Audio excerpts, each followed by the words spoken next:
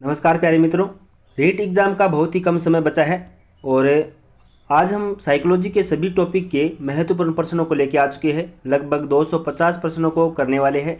मेरा ये दावा है कि आपको इस वीडियो में से 20 से 25 प्रश्न है वो इसी वीडियो में से देखने को मिल जाएंगे।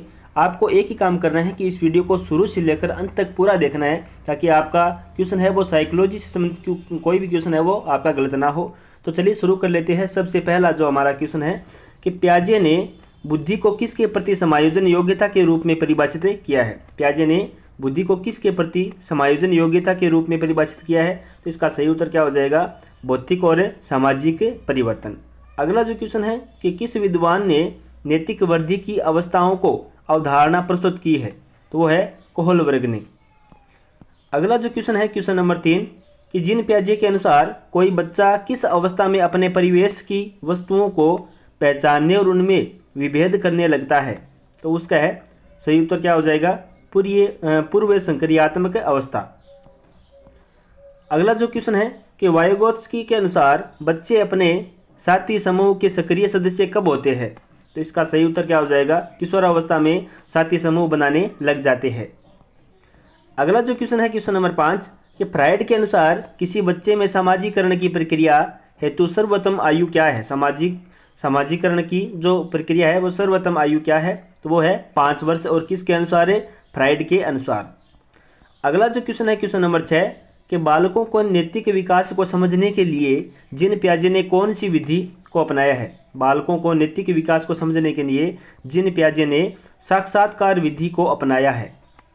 अगला जो क्वेश्चन है बच्चे दुनिया के बारे में अपनी समझ का सृजन करते हैं, ये किस विद्वान का कथन है? कि बच्चे दुनिया के बारे में अपनी समझ का सृजन करते हैं, जीन पियाजे का कथन है। अगला जो क्वेश्चन है कि ये कथन किसका है कि ज्ञानात्मक विकास नक्कल पर आधारित न होकर खोज पर आधारित होता है? नक्कल पर आधारित न होकर खोज पर आधारित होता है, वो है जीन पियाजे का कथन है। अगला जो क्वेश्चन है सामाजिक अधिगम का सिद्धांत किसने विकसित किया है? तो वो है बांडुरा ने। सामाजिक अधिगम का सिद्धांत किसने विकसित किया है? बांडुरा ने।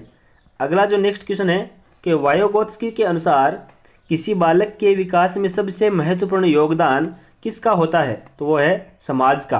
किसके अनुसार? वाइगोत्स्की के अनुसार। और बालक के विकास में सबसे महत्वपूर्ण योगदान है समाज का होता है। नेक्स्ट क्वेश्चन है कि सीखने का सिद्धांत किसने दिया था? थार्नडाइक ने। खेल पद्धति के जनक कौन है? किलपेट्रिक। ह्यूरिस्टिक पद्धति के जनक कौन है? आर्मस्ट्रांग। अगला जो क्वेश्चन है कि प्रोजेक्ट पद्धति के जनक कौन है? John Dewey. अस्थायी मानव दांत कितने होते हैं? अस्थायी मानव दांत 20 होते हैं। शिशु के मस्तिष्क का वजन कितना होता है? 350 ग्राम। अगला जो क्वेश्चन है कि मनुष्य के मस्तिष्क का वजन कितना होता है? लगभग 1400 ग्राम। जीन पियाजे ने जिनेवा में किसकी स्थापना की? वो है लेबोरेटरी की स्कूल की स्थापना की, जिसमें उन्होंने मनोविज्ञान के कई प्रयोग किए थे। अगला जो क्वेश्चन है अपना कि जीन पियाजे के द्वारा रचित पुस्तक का नाम क्या है? तो वह है the language and thought of a child. ये पुस्तक है 1923 में लिखी गई थी। अगला जो क्वेश्चन है कि जीन पियाजे ने संज्ञानात्मक विकास को ध्यान में रखते हुए बालक की कितनी अवस्थाएं बतलाई है? तो वह है जीन पियाजे ने संज्ञानात्मक विकास को ध्यान में रखते हुए बालक की 4 अवस्थाएं बतलाई गई है। और ये 4 अवस्थाएं कौन कौन सी है? इसे देखिए, जैसे संवेदी गत्यात्मक अवस्था, पूर्व संक्रियात्मक अवस्था, ठोस मूर्त संक्रियात्मक अवस्था और औपचारिक संक्रियात्मक अवस्था।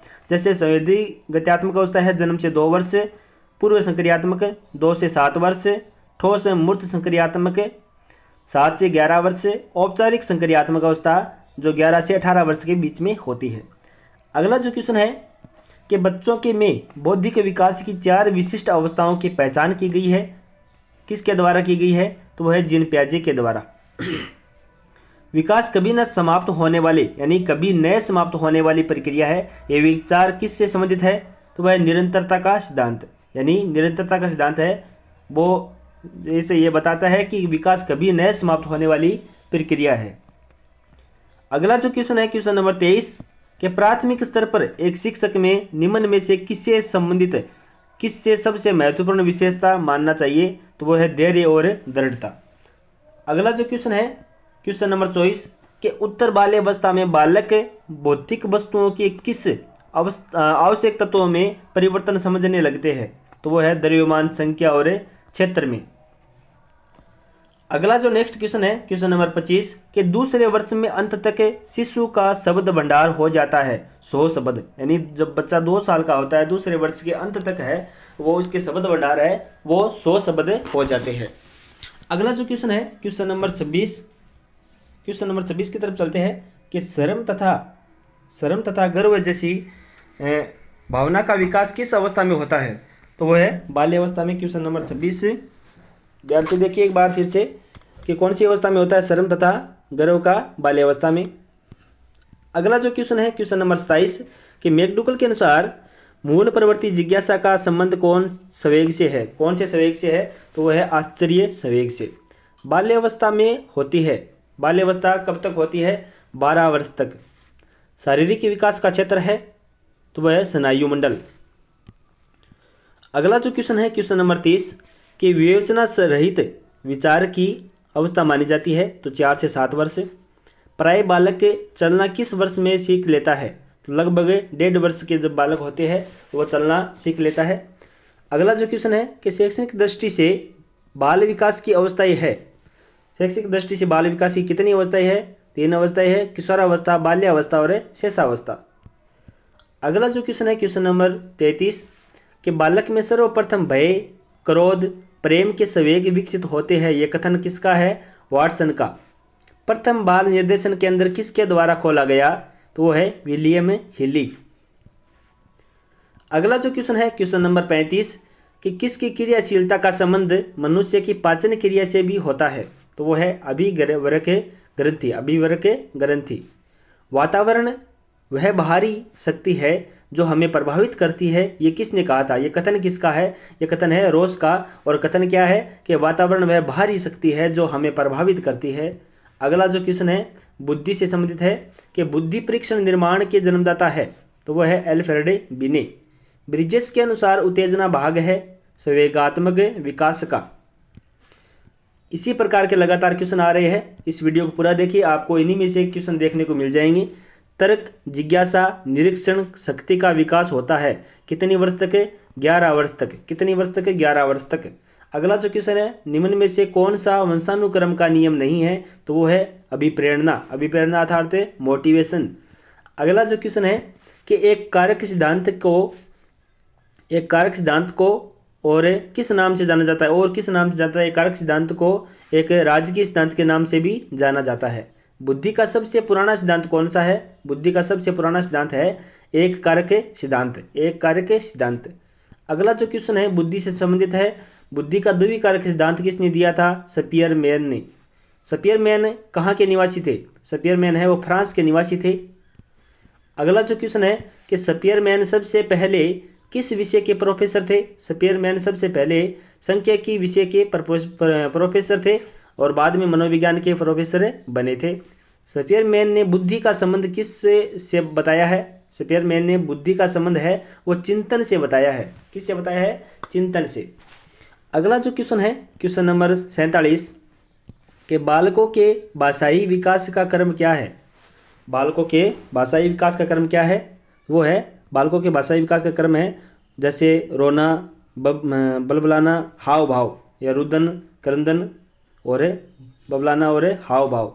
अगला जो नेक्स्ट क्वेश्चन है क्वेश्चन नंबर 48 बालक किस उम्र में वाक्यों द्वारा अपनी बात को कह पाता है, तो वह 5 वर्ष तक जो बच्चे होते हैं तो वो अपने वाक्य द्वारा अपनी बात कह सकते हैं। बालक सबसे पहले क्या बोलता है, व्यंजन, यह सबसे पहले माँ शब्द बोलता है। ये क्वेश्चन आ जाए कि बालक सबसे पहले शब्द क्या बोलता है, तो माँ बोलता है। अगला जो क्वेश्चन है क्वेश्चन नंबर 50 बालक सबसे पहले किसकी भाषा को पहचानता है, बालक सबसे पहले अपनी माँ की आवाज़ भाषा को पहचानता है और इसे ही मातृभाषा कहते हैं। कहाँ पर बालक समाजीकरण के नियम स्वयं लिखता है, तो खेल के मैदान में। अगला जो क्वेश्चन है कि कहाँ पर बालक समाजीकरण के नियम स्वयं सीखता है, तो वह खेल के मैदान में। आपस में सहयोग करना, अपने क्रोध पर संयम करना, त्याग करना, ये जो भावनाएं सामाजिकरण खेल के मैदान में सीखता है। नेक्स्ट क्वेश्चन है, बालक में नकारात्मक सोच कौन सी अवस्था में उत्पन्न हो जाती है? बालक में जो नकारात्मक जो सोच है वो सबसे पहले या फिर किशोर अवस्था में उत्पन्न होती है। क्षेत्र सिद्धांत किस विद्वान ने दिया था? कर्टे या कोर्टे लेविन ने। कर्टे लेविन कहाँ के वैज्ञानिक थे? जर्मनी के। अगला जो क्वेश्चन है क्वेश्चन नंबर 55, गेस्टाल्टवादी क्या है? जर्मनी के विद्वानों का समूह जिसमें कोहलर, कोफका, वर्दीमर शामिल है। ये जो तीन विद्वान या फिर तीन जो वैज्ञानिक शामिल है जिसे गेस्टाल्टवादी कहा जाता है, जर्मनी के तीन वैज्ञानिक मनोवैज्ञानिक शामिल है। अगला जो क्वेश्चन है कि कुर्ट लेविन किस संप्रदाय के समर्थक थे? वह है संज्ञानवादी। अगला क्वेश्चन है, क्षेत्र सिद्धांत को किस किस नाम से जाना जाता है? क्षेत्र सिद्धांत को संज्ञानात्मक क्षेत्र सिद्धांत, स्थान मनोवैज्ञानिक सिद्धांत, बाल दिशा मनोविज्ञान, इस नाम से जाना जाता है। अगला क्वेश्चन है, कुर्ट लेविन के क्षेत्र सिद्धांत के क्षेत्र का जो अर्थ क्या है? इसका अर्थ है जीवन के विभिन्न क्षेत्रों से। अगला जो क्वेश्चन है, अब जीवन के विज्ञान जो विभिन्न क्षेत्र कौन कौन से है? जैसे शिक्षा का क्षेत्र हो गया, स्वास्थ्य का क्षेत्र हो गया। अगला जो क्वेश्चन है कि अधिगम का श्रेणीक्रम सिद्धांत किसने दिया था? तो वो है रॉबर्ट गेने ने। क्वेश्चन नंबर 60, रॉबर्ट गेने ने किस संप्रदाय के समर्थक थे? तो वह संज्ञानवादी संप्रदाय के समर्थक थे। क्वेश्चन नंबर 61, कि शिशु के मस्तिष्क का वजन कितना होता है? 350 ग्राम। और वयस्क व्यक्ति के मस्तिष्क का वजन कितना होता है? 1400 ग्राम। कितना होता है? 1400 ग्राम। 2 बार आने वाले दांतों की संख्या कितनी है? 2 बार आने वाले दांतों की संख्या है 20। मनुष्य एक सामाजिक प्राणी है, यह कथन किसका है? अरस्तु का। किसका है? अरस्तु का। अगला जो क्वेश्चन है, बालक में सामाजिकरण का प्रारंभ किस अवस्था में होता है? तो वह है शेषावस्था में। बालक का समाजीकरण किस अवस्था में पूर्ण हो जाता है? किशोरावस्था में। बालक की गिरोह की अवस्था किस अवस्था को कहा जाता है? बाल्यावस्था को। गिरोह अर्थात समूह बनाना। बालक में नकारात्मक सोच किस अवस्था में उत्पन्न होती है? किशोरावस्था में। कुछ क्वेश्चन है वो बार बार आ रहे हैं, बहुत ही इंपॉर्टेंट क्वेश्चन है। सामाजिक अधिगम का सिद्धांत किसने दिया था? बंडूरा और बाल्टर ने। मनोसामाजिक विकास का सिद्धांत किसने दिया था? इरिक्सन ने। वर्तमान में विद्यालय जाने की उम्र क्या है? 3 वर्ष। औपचारिक शिक्षा प्रारंभ होने की उम्र है 6 वर्ष। और जो श्रम की अवस्था कहा जाता है, किसे कहा जाता है? श्रम की अवस्था बाल्यावस्था को। अनुकरण की अवस्था किसे कहा जाता है? शेषावस्था को। और स्वप्रेम की भावना किस अवस्था में होती है? शेषावस्था में। सामाजिकता को मापने की विधि है सोशियोमेट्री। अगला जो क्वेश्चन है क्वेश्चन नंबर 77, के वाइनलैंड सोशियोमेट्री स्केल का निर्माण किसने किया था? एडलर ने। 1 वर्ष के बालक का वजन जन्म के समय का हो जाता है 3 गुना। और 6 माह के बालक का वजन जन्म के समय का हो जाता है 2 गुना। जब बच्चा 6 माह का होता है तो वह जन्म के समय होता है उससे 2 गुना हो जाता है। जन्म के समय बालक की लंबाई कितनी होती है? 20 इंच। अगला जो क्वेश्चन है कि बच्चों को सबसे पहले भाषा का ज्ञान कहाँ से होता है? अपने परिवार से। और 6वीं कक्षा में पढ़ने वाले बालक का शब्द भंडार लगभग कितना हो जाता है? 50,000 शब्दों तक अपना जो दिमाग का में जो शब्द भंडार हो जाता है। 10वीं कक्षा में पढ़ने वाले बालक का शब्द भंडार लगभग कितना हो जाता है? तो वो हो जाता है 80,000 शब्दों तक। लड़का और लड़कियों में किसका शब्द भंडार अधिक होता है? लड़कियों का शब्द भंडार अधिक होता है। लड़कियों का शब्द भंडार अधिक होता है। अगला जो क्वेश्चन है कि भाषा को सीखने के साधन कौन कौन से हैं? भाषा को सीखने के साधन निम्न है, जैसे अनुकरण अर्थात दोहराकर, खेल की विधि द्वारा, कहानी सुनकर, वार्तालाप द्वारा या फिर प्रश्नोत्तर विधि द्वारा आप भाषा को सीखने के अलग अलग विधि है। अगला जो क्वेश्चन है कि लड़कियां संकेतों द्वारा बात करना किस उम्र तक सीख जाती है? लड़कियां संकेतों द्वारा बात करना 6 वर्ष उम्र तक है वो सीख जाती है। क्वेश्चन नंबर 87 कि भाषा के विकास को प्रभावित करने वाले कारक कौन कौन से हैं? भाषा के विकास को प्रभावित करने वाले कारक है निम्न है, जैसे लिंग हो गया, बुद्धि हो गया, स्वास्थ्य हो गया, या फिर जनसंचार का माध्यम हो गया, जन समूह का प्रभाव हो गया। अगला जो है जैसे सामाजिक आर्थिक स्थिति हो गया, पारिवारिक संबंध हो गया, विद्यालय हो गया, आस पड़ोस के वातावरण का प्रभाव हो गया। इस प्रकार से क्वेश्चन नंबर 88, मनुष्य और पशु में मुख्य अंतर क्या है? बुद्धि का। बुद्धि को सबसे पहले किसने परिभाषित किया था? बुद्धि को सबसे पहले परिभाषित यूनान के एक दार्शनिक ने किया था। क्वेश्चन नंबर 90, आधुनिक काल में सबसे पहले बुद्धि को किससे समझाया? तो अल्फ्रेड बिने ने 1904 में समझाया था। क्वेश्चन नेक्स्ट है कि रोबर्ट गेने कहाँ के वैज्ञानिक थे? अमेरिका के। कहाँ के थे? अमेरिका के। अगला जो क्वेश्चन है कि रोबर्ट गेने ने बालकों के विकास को ध्यान में रखते हुए अधिगम की प्रक्रिया कितने भागों में बांटा है? तो वो है 8 भागों में बांटा है। और किसने बांटा है? गेने ने। अब 8 भाग कौन कौन से हैं? जैसे संकेत अधिगम, उद्दीपक अधिगम, जैसे एसआर अधिगम भी कहते हैं इसे, श्रृंखला अधिगम, शाब्दिक अधिगम, बहु विवेदन अधिगम, प्रत्यय अधिगम, सिद्धांत अधिगम, समस्या समाधान अधिगम। अगला जो क्वेश्चन है क्वेश्चन नंबर 93, रोबर्ट गेने के अनुसार अधिगम का सबसे निम्न स्तर कौन सा है? तो वो है संकेत अधिगम। रोबर्ट गेने के श्रेणीक्रम सिद्धांत के अनुसार अधिगम का सबसे उच्चतम स्तर कौन सा है? समस्या समाधान अधिगम। अगला जो क्वेश्चन है कि रोबर्ट गेने के अनुसार बालक का अधिगम कब पूरा हो जाता है? 12 वर्ष के उपरांत, जब वह अपनी समस्याओं का समाधान करने लग जाता है तो वह बालक का अधिगम है वो पूरा हो जाता है। अगला जो क्वेश्चन है कि शास्त्रीय अनुबंध का सिद्धांत किसने दिया था? पावलोव ने। पावलोव किस संप्रदाय के समर्थक थे? विहारवादी के। डमरू पर बंदर का नाचना किस सिद्धांत का कार्य करता है? शास्त्रीय अनुबंध का। अगला जो क्वेश्चन है, खेत में बिजुका का खड़ा रख करना, उसे देखकर पक्षियों का भागना किस सिद्धांत पर कार्य करता है? तो वह है शास्त्रीय अनुबंध का सिद्धांत। सुल्तान नाम के चिंपांजी पर किसने प्रयोग किए थे? कॉलर ने। हमने 100 क्वेश्चन है वो कंप्लीट कर लिए हैं। अगर आप यहाँ तक वीडियो देखे हो, एक बार वीडियो को लाइक और चैनल को सब्सक्राइब कर ले। नेक्स्ट बढ़ते हैं नेक्स्ट क्वेश्चनों की तरफ। अगला जो क्वेश्चन है, गर्भवती महिला में कितने वजन की वृद्धि हो जाती है? तो वो है 10 से 12 किलोग्राम में वृद्धि हो जाती है। मनुष्य की प्रजाति का नाम क्या है? तो वो है होमो सेपियंस। पिंड अवस्था का समय है 2 सप्ताह से 8 सप्ताह लगभग। डिम्ब अवस्था का समय है 14 दिन। अगला जो क्वेश्चन है कि जन्म के समय बालक का औसत वजन कितना होता है? 2 किलो 700 ग्राम। जन्म के समय बालक का वजन कितना होता है? 7 पौंड। पौंड में देखिए तो 7 पौंड और ऐसे 2 किलो 7 ग्राम 700 ग्राम। अगला जो क्वेश्चन है कि शिक्षा मनोविज्ञान की उत्पत्ति मानी जाती है 1900 ईस्वी में। मनोविज्ञान को एक विषय के रूप में निश्चित आधार देने का श्रेय किसे जाता है? तो वो है विलियम जेम्स को। मनोविज्ञान शब्द का प्रयोग करने वाला प्रथम व्यक्ति कौन है? रुडोल्फ। प्राचीन काल में मनोविज्ञान का अर्थ था आत्मा का विज्ञान। चलिए साथियों नेक्स्ट क्वेश्चन की तरफ चलते हैं। 17वीं शताब्दी में मनोविज्ञान को कहा जाता था मन या मस्तिष्क का विज्ञान। मनोविज्ञान को मन या मस्तिष्क का विज्ञान किसने कहा था? पोम्पोनोजी ने। 18वीं शताब्दी में मनोविज्ञान को कहा जाता है चेतना का विज्ञान। और 20वीं शताब्दी में मनोविज्ञान को कहा जाता है विहार का विज्ञान। अगला जो क्वेश्चन है कि विहार का विज्ञान ये कथन किसका है? वॉटसन का। शिक्षा का अधिकार अधिनियम कब बना था? शिक्षा का अधिकार अधिनियम 2009 अर्थात RTE 2009।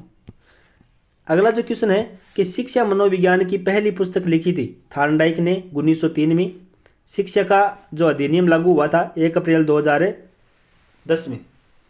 शिक्षा का अनिवार्य एवं निःशुल्क अनिवार्य जो शिक्षा का अधिनियम लागू किया गया था 4 अगस्त 2009 को। अगला जो क्वेश्चन है कि एक कक्षा में शिक्षक एवं छात्र का अनुपात होना चाहिए। एक कक्षा में शिक्षक और छात्र का अनुपात जहाँ पे 1:40 अर्थात 1 शिक्षक हो 40 बच्चे हो छात्र हो। अगला जो क्वेश्चन है कि मानसिक आयु के माध्यम से बुद्धि को परिभाषित किसने किया था? अल्फ्रेड बिने ने। इन्होंने बताया कि बुद्धि को 2 प्रकार की होती है, एक मानसिक आयु बुद्धि, एक वास्तविक आयु बुद्धि। अल्फ्रेड बिने ने किस देश के निवासी थे? फ्रांस के। अगला जो क्वेश्चन है कि अल्फ्रेड बिने किस विषय के प्रोफेसर थे? मनोविज्ञान के। बुद्धि का एक कारक सिद्धांत किसने दिया था? एल्फ्रेड बी ने और उनके सहयोगियों ने। अगला जो क्वेश्चन है कि बुद्धि के दो कारक सिद्धांत किसने दिया था? स्पियरमैन ने। बुद्धि के दो कारक सिद्धांत कौन कौन से हैं? जैसे एक हो गया जी कारक, एक हो गया एस कारक सिद्धांत। ये बुद्धि के द्वितीय कारक सिद्धांत के नाम है जो विभेदीकरण करता है। क्वेश्चन नंबर 127, बुद्धि का समूह कारक सिद्धांत किसने दिया था? थ्रस्टर ने। इनके अनुसार है वो 7 कारक होते हैं। और क्वेश्चन नंबर 128 है, बुद्धि का बहुकारक सिद्धांत किसने दिया था? थार्नडाइक ने। 129 नंबर क्वेश्चन है कि बुद्धि का बहुबुद्धि सिद्धांत किसने दिया था? गार्डनर ने। अगला जो क्वेश्चन है कि बुद्धि का तरल व ठोस सिद्धांत किसने दिया था? आर.बी. केटल ने। कोलर किस संप्रदाय के समर्थक थे? संज्ञानवादी। चूहे पर अपना प्रयोग किस वैज्ञानिक ने किया था? स्किनर ने।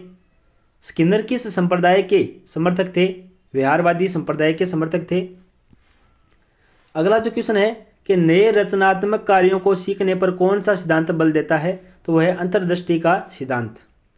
अंतर्दृष्टि का जो सिद्धांत है वो किस वैज्ञानिक ने दिया था? कोलर ने। मानसिक रूप में मंद बालकों को सीखने पर कौन सा सिद्धांत उपयोगी है? तो वह है शास्त्रीय अनुबंध सिद्धांत। संज्ञानात्मक सिद्धांत किसने दिया था? ब्रूनर ने। अगला जो क्वेश्चन है क्वेश्चन नंबर 138 कि ब्रूनर है वो किस संप्रदाय के समर्थक थे? संज्ञानवादी। कौन सा सिद्धांत जीव विधि के हर क्षेत्र पर बल देता है? क्षेत्रीय सिद्धांत। गेस्टाल्ट का अर्थ क्या है? संपूर्ण या समग्र। अगला जो क्वेश्चन है ज्ञानात्मक विकास पर नकल पर आधारित न होकर जो खोज पर आधारित होता है, यह कथन किसका है? जीन पियाजे का। अगला जो नेक्स्ट क्वेश्चन है कि किस विद्वान ने बच्चों की अंतःक्रियाओं को उनके विकास का मूल आधार माना है? तो वह है लेव वायोगोत्स्की। किस विद्वान ने नैतिक विकास की अवस्था के सिद्धांत का प्रतिपादन किया है? तो वह लॉरेंस कोहलबर्ग ने। अगला जो क्वेश्चन है कि पियाजे के अनुसार बच्चा किस अवस्था में अपने परिवेश की वस्तुओं को पहचानने और उनमें विभेद करने लगता है? तो वह पूर्व संक्रियात्मक अवस्था में। अगला जो क्वेश्चन है पियाजे ने किसी बच्चे के विचारों में नए विचारों को समावेश हो जाने को कहा है? सात्मीकरण। बच्चों में आधारहीन आत्म चेतना का संबंध उसके विकास की किस अवस्था में संबंधित है? किशोरावस्था में।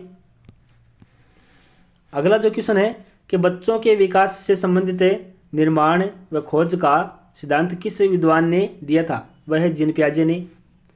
148 नंबर क्वेश्चन है कि लॉरेंस कोहलबर्ग द्वारा प्रतिपादित नैतिक विकास के सिद्धांत के अनुसार पूर्व नैतिक अवस्था में अवधि है जन्म से 2 वर्ष तक की। बुद्धि का जो पदानुक्रमित संरचना सिद्धांत किसने दिया था? तो वह है फिलिप बर्नर ने।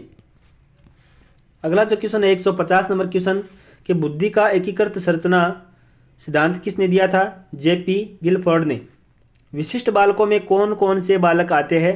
विशिष्ट बालकों में की श्रेणी में जैसे प्रतिभाशाली बालक, पिछड़े बालक, गूंगा, बहरा और अंधा, सृजनशील बालक और संवेगात्मक दृष्टि से पिछड़े बालक है वो विशिष्ट बालकों की श्रेणी में आते हैं। अब बात करते हैं जो विकलांग बालक विशिष्ट बालकों की श्रेणी में नहीं आते हैं। क्वेश्चन नंबर 152 कि समावेशी शिक्षा किसे कहते हैं? विशिष्ट बालकों के लिए बनाई गई नई शिक्षा प्रणाली समावेशी शिक्षा प्रणाली कहलाती है। क्वेश्चन नंबर 153 प्रतिभाशाली बालक किसे कहते हैं? अब देखिए IQ लेवल अर्थात बुद्धि का जो सूत्र होता है उसके अनुसार बुद्धि लब्धि IQ ज्ञात किया जाता है और ऐसे बालक जिनका IQ 110 से अधिक होता है उन्हें प्रतिभाशाली बालक कहा जाता है। नेक्स्ट बात करें पिछड़ा बालक है किसे कहा जाता है? ऐसे बालक है जिसका IQ 90 से कम होता है और उन्हें पिछड़ा बालक कहते हैं। अगला जो क्वेश्चन है सामान्य बुद्धि के बालक का IQ कितना होता है? सामान्य बुद्धि के बालक का IQ 90 से 110 के मध्य होता है। सृजनशील बालक के किसे कहते हैं? सृजनशील बालक के वे बालक होते हैं जिनमें कुछ नया करने की क्षमताएं होती है, जो नए नए आविष्कार अनुसंधान करने की क्षमता रखते हैं। सृजनशील बालकों का IQ कितना होता है? 120 से अधिक। अगला जो क्वेश्चन है कि जो वंचित बालक किसे कहते हैं? वंचित बालक वे बालक होते हैं जिन्हें शिक्षा के उचित अवसर प्राप्त नहीं हो पाए, लेकिन वे पढ़ने की क्षमता रखते हैं लेकिन वे शिक्षा से वंचित रह गए हैं। जैसे आदिवासी क्षेत्रों के बच्चे और बाई के बच्चे, मजदूर का बच्चे। बाल अपराधी बालक कौन होते हैं? बाल अपराधी बालक है वो जो समाज के मान्य अधिनियम का उल्लंघन करते हैं, बाल अपराध बालक कहलाते हैं। बाल अपराधियों के प्रकार बताइए। जैसे चोरी करने वाले बालक, स्कूल का फर्नीचर तोड़ने वाले बालक, स्कूल में मारपीट व हिंसा करने वाले बालक और स्कूल के रिपोर्ट कार्ड में छेड़छाड़ करना। ये कौन कौन सी श्रेणी है आप देख सकते हो।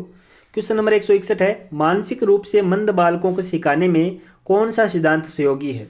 शास्त्रीय अनुबंध का सिद्धांत। अगला जो क्वेश्चन है कि छात्रों में अच्छी आदतों के निर्माण में सिद्धांत सहयोगी है। पावलोव का शास्त्रीय जो अनुबंध सिद्धांत है वो इसमें लागू होता है। क्वेश्चन नंबर 163, अन्वेषण खोज विधि पर कौन सा सिद्धांत बल देता है? तो वह है ब्रूनर का संज्ञानात्मक सिद्धांत। जीवन विधि पर बल देता है कर्ट लीविन का क्षेत्र सिद्धांत। अगला जो क्वेश्चन है कि गेस्टाल्टवादी विद्वान किस देश के निवासी थे? जर्मनी के। गेस्टाल्ट का अर्थ क्या है? संपूर्ण या समग्र रूप में। प्रतिस्थापन का सिद्धांत किसने दिया था? गुथरी ने। स्व सिद्धांत का जनक किसे कहा जाता है? कार्ल रोजर ने। कार्ल रोजर ने दिया था। अगला जो क्वेश्चन है, आवश्यकता का जो पदोत्पादन है सिद्धांत किसने दिया था? अब्राहिम मेस्लो। कार्ल रोजर किस विचारधारा के समर्थक थे? मानवतावादी के। अधिगम की प्रक्रिया का पूर्ण कब होती है? जब व्यवहार में स्थायी परिवर्तन हो जाए। अगला जो क्वेश्चन है क्वेश्चन नंबर 172 कि मनोविज्ञान का जनक किसे कहा जाता है? सिगमंड फ्राइड को मनोविज्ञान का जनक कहा जाता है। अंधों की लिपि के जनक किसे कहा जाता है? लुई ब्रेल की जो लिपि होती है उन्हें अंधों की लिपि या फिर लुई ब्रेल लिपि कहा जाता है या ब्रेल लिपि भी कहा जाता है। अंधों के लिए जो लुई ब्रेल लिपि कौन सी लिपि का प्रतिपादन किया है? ब्रेल लिपि। नर्सरी पद्धति के जनक किसे कहा जाता है? Maria Montessori. अब बात करते हैं जो एलकेजी और यूकेजी के बारे में। एलकेजी और यूकेजी पद्धति के जनक कौन है? फ्रोबेल। जीन पियाजे कहाँ के मनोवैज्ञानिक थे? स्विट्जरलैंड के। जीन पियाजे किस विचारधारा के समर्थक थे? संज्ञानात्मक के। स्कीमा सिद्धांत का जनक किसे कहा जाता है? किसे माना जाता है? जीन पियाजे को। अगले जो क्वेश्चन है, जीन पियाजे ने अपना प्रयोग किस पर किया था? जीन पियाजे ने अपने 2 पुत्रियों और पुत्र पर किया था। समाजीकरण की प्रक्रिया में कितने चरण होते हैं? समाजीकरण की प्रक्रिया में 3 चरण होते हैं। कौन कौन से? समाज के नियमों को सीखना, समाज के नियमों को अनुरूप व्यवहार करना और सामाजिक अभिवृत्तियों का विकास करना। अगला जो क्वेश्चन है, लगातार बार बार क्वेश्चन आ रहा है ये, शिशु के मस्तिष्क का वजन कितना होता है? 350 ग्राम। स्वास्थ्य मनुष्य के जो मस्तिष्क का वजन कितना होता है? 1400 ग्राम। 6 माह के बालक का वजन लगभग कितना हो जाता है? 6 माह के बालक का वजन जन्म के जो समय जो वजन होता है उससे 2 गुना हो जाता है। 1 वर्ष के बालक का वजन कितना हो जाता है? 1 वर्ष के जो जितना वजन जन्म के समय होता है उसका 3 गुना हो जाता है। अगला जो क्वेश्चन है क्वेश्चन नंबर 186 कि जन्म के समय किसकी लंबाई अधिक होती है? जन्म के समय लड़कों की लंबाई लड़कियों से अधिक होती है। यानी दोबारा ध्यान से देखिए कि जन्म के समय लड़कों की लंबाई लड़कियों की लंबाई की तुलना में अधिक होती है। जन्म के समय बालक और बालिका की लंबाई लगभग कितनी होती है? बालक की लंबाई 20 इंच और लगभग लड़कियों की लंबाई 19.5 इंच होती है। मानव के अस्थायी दांत, दूध के दांत कितने होते हैं? 20। नेक्स्ट बात करें कि मानव के स्थायी दांत कितने होते हैं? 12। किशोरावस्था में कितने दांत आते हैं? 4 दांत आते हैं और इन्हें अक्ल, जाड़ या दाढ़ भी कहते हैं। व्यवहार में होने वाले स्थायी परिवर्तन जो अभ्यास के कारण होते हैं उसे कहा जाता है सीखना। अगला जो क्वेश्चन है 192 नंबर क्वेश्चन कि बच्चों में संवेगात्मक समायोजन का प्रभावी होता है, तो वह है व्यक्तित्व निर्माण में, कक्षा शिक्षण में या फिर अनुशासन में। अगला जो क्वेश्चन है 193 नंबर क्वेश्चन कि बच्चों के संज्ञानात्मक विकास को सबसे अच्छे तरीके से कहाँ परिभाषित किया जा सकता है? विद्यालय और कक्षा में। माता पिता से वंशजों में स्थानांतरित होने वाले लक्षणों को कहा जाता है अनुवांशिकता। थार्नडाइक के व्यक्तित्व के वर्गीकरण का आधार है चिंतन और कल्पना। विकास के किस काल को अत्यधिक दबाव और तनाव का काल कहा जाता है? तो वो है, कौन सा है? किशोरावस्था। कौन सा है? किशोरावस्था। अगला जो क्वेश्चन है कि कक्षा में शिक्षक और विद्यार्थियों के मध्य संप्रेषण होना उद्देश्य केंद्रित है। डिस्ग्राफिया मुख्यतः किस कठिनाई से जुड़ा है? तो वो लिखने से संबंधित है। खिलौनों की आयु किस अवस्था को कहा जाता है? पूर्व बाल्यावस्था को। किसी उद्दीपन के निरंतर दिए जाने से व्यवहार में होने वाला अस्थायी परिवर्तन है? तो वो है अभ्यस्तता। अगला जो क्वेश्चन है कि मनुष्य की संरचना कितने गुण सूत्रों से हुई है? तो वो है 23 गुणसूत्रों से। लिंग का निर्धारण कौन सा जोड़ा करता है? 23वां जोड़ा। डिंब अवस्था कितने दिन की होती है? 14 दिन की होती है। पिंड अवस्था का समय कितना होता है? 14 से 2 महीना। अगला जो क्वेश्चन है क्वेश्चन नंबर 205 कि गर्भवती महिला का वजन कितना बढ़ जाता है? जो गर्भावस्था में 10 किलो से 12 किलो तक वजन बढ़ जाता है। मनुष्य किस प्रजाति में आता है? तो वो है होमो सेपियंस। जन्म के समय बालक का वजन कितना होता है? 2 किलो 700 ग्राम से या फिर और 7 से 7.5 पाउंड होता है। शिक्षा मनोविज्ञान की उत्पत्ति कब हुई थी? 1900 ईसा पूर्व में। 1900 ईसा में है। अगला जो क्वेश्चन है मनोविज्ञान को एक विषय के रूप में निश्चित आधार देने का श्रेय किसको जाता है? विलियम जेम्स को। ये अमेरिका के थे। अमेरिका के मनोविज्ञान के जनक किसे माना जाता है? तो वह है विलियम जेम्स को। छोटे, मोटे, चौड़े और गोल व्यक्ति के क्रेसमर द्वारा किए गए व्यक्तित्व के वर्गीकरण में किस श्रेणी में आते हैं? तो वह पिनिक्स की श्रेणी में आते हैं। अगला जो क्वेश्चन है कि व्यक्तिक मनोविज्ञान के सिद्धांत के प्रतिपादक कौन है? एडलर। किस विद्वान ने सामाजिक अधिगम सिद्धांत का प्रतिपादन किया था? बंडूरा और वाल्टर्स ने। क्रेटलेविन के अनुसार समूह में जो परिवर्तन होते हैं उसे क्या कहते हैं? गतिशीलता। 16 पीएफ का प्रयोग किसके मापन हेतु किया जाता है?